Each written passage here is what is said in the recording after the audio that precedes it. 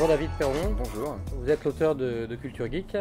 Et la première question que j'ai envie de vous poser, c'est est-ce que les geeks sont plus connectés, plus collaboratifs que les autres?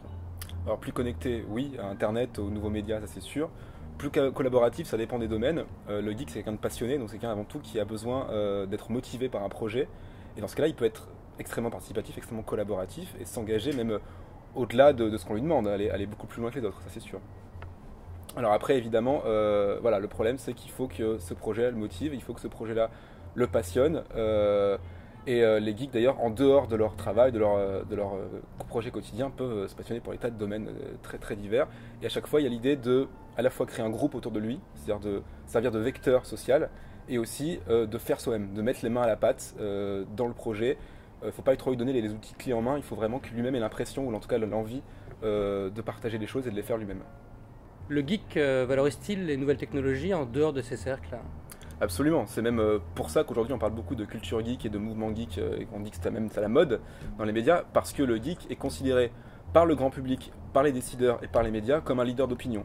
Un leader d'opinion, donc quelqu'un qui est le premier en général à adopter une nouvelle technologie, une nouvelle approche des choses, et aussi le premier à la diffuser quand c'est de bonne qualité.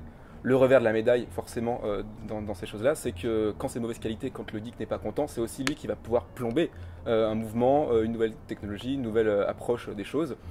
Donc les services marketing, les grandes entreprises servent beaucoup du ciblage des geeks pour lancer des produits. Il faut évidemment que ce soit à la hauteur. L'exigence des geeks est importante. David Perron, comment décririez-vous le poste de travail du geek? Alors, je pense pas qu'il y ait un poste de travail idéal du geek type, parce qu'il y a plein de geeks différents et plein de façons de fonctionner. Après, si je devais décrire un peu de manière cliché ou stéréotypée, mais aussi humoristiquement, je dirais que déjà forcément il faut qu'il y ait des figurines, il faut que ça lui renvoie à ses univers de passion, donc une figurine peut-être de super-héros, de Star Trek, de Star Wars. Et puis il faut aussi que ce soit un poste de travail où il puisse justement avoir des outils facilement accessibles, donc pas un poste de travail lisse, un poste de travail avec plein de choses dessus, souvent un petit peu peut-être mal rangé, mais c'est aussi ça qui favorise chez les geeks la créativité. Ils sont pas pour les choses lisses et les choses les plus claires, ils sont pour l'émulsion, l'effervescence des éléments, donc le poste de travail du geek sera forcément un petit peu difficile à voir de l'extérieur, la cohérence sera difficile à voir, mais pour le geek ça sera extrêmement clair et simple. David Perron, qu'est-ce qui pourrait donner envie de lire votre livre?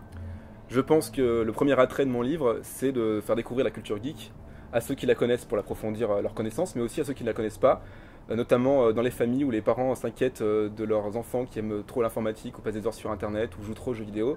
Ils verront qu'il y a une culture riche derrière, des tas d'éléments à découvrir et peut-être des détails qu'ils vont pouvoir connaître. C'est pas réducteur de dire que c'est que des enfants?